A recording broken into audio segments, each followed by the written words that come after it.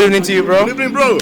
Okay, I just got to do my job, even though I'm not happy about it. Okay. I wish Nottingham Forest had pressured them more. They would have drawn this game from my own point of view. Yeah. But lucky escape for Arsenal as far as I'm concerned. And I have my reservations about this match. But let me ask you, what do you think about the match? Since you want to break your heart, okay, let me help you break it more. Reason between Chelsea and Arsenal, okay, when it comes to discipline, Arsenal are topping number one in terms of discipline, in terms of yellow cards. Arsenal has only received the least yellow card, which is 30 yellow cards. And Chelsea, your beloved club, your destructional club, has collected 66 yellow cards. Number one. That is where they come first. Number one. I hope that breaks your heart. Well, a beautiful night of football. The Premier League is fully back, and we love it. Arsenal started well. Half-time it was goalless, I guess. Yes. Arsenal then started bopping the first goal 65th minute. Second goal by Saka. The first goal was by Gabriel Jesus. Second goal by Saka at 72 minutes. And we are hoping that the game will end just by 2-0. And what happened? At about 89th minute, Awoniyi scored. Awoniyi will never rest when it comes to Arsenal. And I don't understand why this Nigerian boy will not rest when it comes to Arsenal. This is his third goal on a row against Arsenal. In fact, let me tell you that Nottingham Forest is a difficult side for Arsenal to crack their nut, because this is the first time that Arsenal is doing a double on Nottingham Forest for the past 25 years. In 7 games, Arsenal has only succeeded in winning Nottingham 4 times, and Nottingham has won Arsenal 3 times. That is to tell you how fierce, how tough this battle is. So imagine Awoniyi coming back from injury, and then boom shakalaka, scored against Arsenal. But then in all, I know Arteta will be okay. Arteta will be a lot happier, because the pressure is still on Arsenal. Persons like Zinchenko, when I saw him on the squad, I was like, wow, I hope he has learned from his errors and will put up a good show. But then it also happened that the goal that came in by Awoniyi, some part of the errors was associated to him, as in Zinchenko.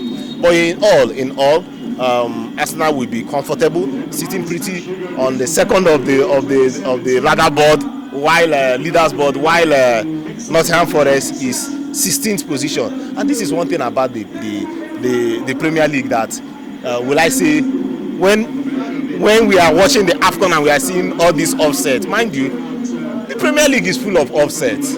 You cannot debate that, my brother. Why do I say that? Because while we are here now, as we dey talk, Newcastle is trumping Aston Villa at home 3-0 at home.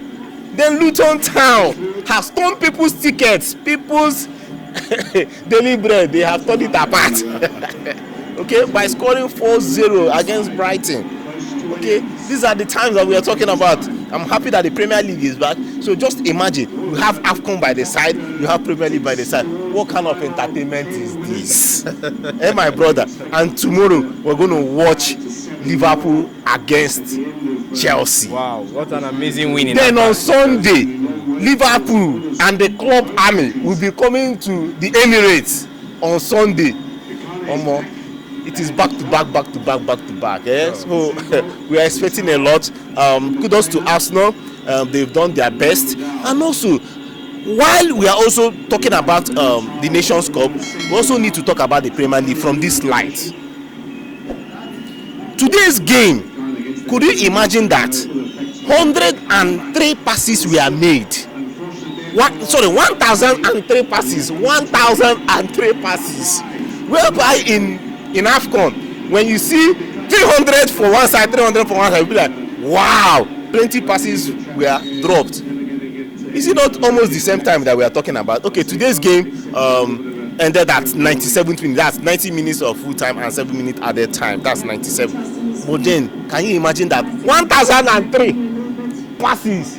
Well, for Arsenal had about 757, while Nottingham Forest had 256. Such a gap. 757 against 256. Big gap out there. But then, will I say Arsenal and their game plan? Unlike I'm supporting two clubs, Arsenal and Nigeria. Look at Nigeria. Nigeria absorbs.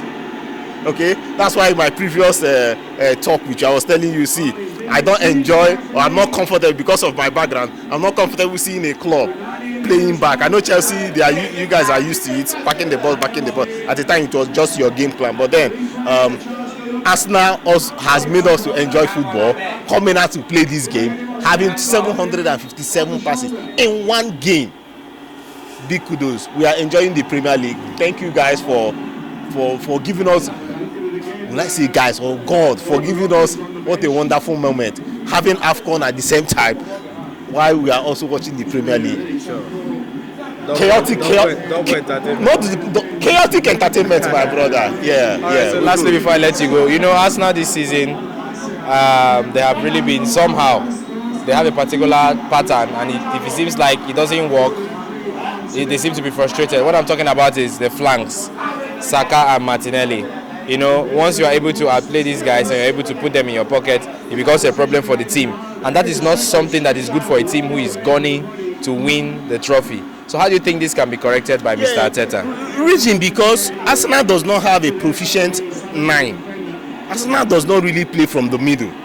Okay, and it's been the pattern of Arsenal. If you've been following Arsenal for decades, okay, during the time of Thierry Henry, Arsenal does not play from the center. Arsenal plays from the flanks. Okay, remember Thierry Henry will cut from 11 and get into 9. At a time we now had to buy. We now had to get Reyes. Oh, may your gentle soul rest in peace. Okay, Reyes of the Spanish guy, the Mallorca guy. We now got Reyes, who was flapping with Henry at a time. So it's been the Arsenal way. But then, will Arsenal change that quickly? We still need a very prolific striker in the team. Unfortunately, the boot is too big for someone like Gabriel Jesus. But then he scored a very wonderful goal today. But then between him and Nketiah, I found out that Arsenal needs more from the niner. Arsenal needs a goal poacher. Arsenal needs somebody that when the flanks, just like you mentioned, the flanks are not working, the person can from the middle drill in and go score a goal. These are the challenges Arsenal is facing. But for defense, forget what is happening. Zichenko and all that. Arsenal still has the number one on clean sheets, 8. Well, 8 number one, but then you still have Liverpool having 8. But then Arsenal will have the first to get to that point, and that is why they are number one when it comes to clean sheets. And what Arsenal is lacking right now, just imagine with all these clean sheets and they are scoring more goals, you find out that Arsenal will be sitting pretty at the top of the ladder right now. Obviously. All right. Thank you so much for being with me. Thank you, bro. Thank you. Have a wonderful night, right? You too.